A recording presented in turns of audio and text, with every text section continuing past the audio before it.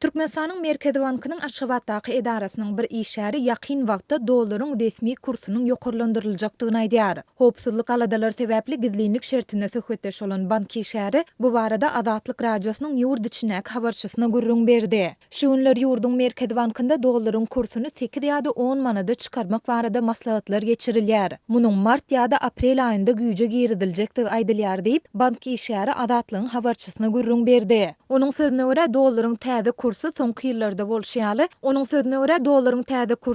ýyllarda bolşýaly, daşary ýurtlarda okuyan türkmen talipleriniň okuw töleglerine we beýleki döwlet pul geçirimlerine değişli bolup, onu nat satyn alyp bolmaz. Bu çäre esasanda daşary döwletlerde okuyan studentleriň enatalaryna we howsarlaryna agram salar. Sebäbi indi olar dollary 3,5 manatdan dälde, ondan 2,5 ýa-da 3 ýese gymmatdan satyn almaly bolarlar. Bu daşary ýurtlarda okuyan türkmen studentleriniň sanyny azaltmak üçin edilýän çäre meňdeýär diýip bank işgäri Azatlygyň habarçysyna gürrüň berdi. Azatlyk Radiosyna bu maglumatlary Türkmenistanyň Merkezi bankyna resmi derejede tasdiklatmak ýa-da inkar etdirmek başartmady. Bu aralykda Azatlygyň Lebap welaýatyna habarçysy dollaryň gara badardaky bahasynyň hem gymmatlajakdygy barada gürrüňleriň bardygyny, şol sebäpli Türkmenabad şäherinde gara badar söwdegärleriniň dollary satyn alýandygyny, ýöne onu satmakdan saklanýandygyny habar berýär. Şäheriň gara badarlarynda bir Amerikan dollaryny 20 manat 20 teňeden satyn alýarlar. Emma söwdegärler onuň bahasynyň gymmatlajakdygyny aýdyp, onu satmaýarlar diýip Lewaply habarçy 10 fevralda gürrüň berdi. Türkmenistanyň Merkezi banky dollaryň resmi kursuny 2015-nji ýylyň ýanwaryndan bäri 3,5 manat möçöründe saklap gelýär. 2016-njy ýylyň ýanwarynda bolsa ýurtda dollaryň resmi söwdasy ýatyrylyp, onuň satuwy bilen bagly ençime çäklendirme girdilenden soňra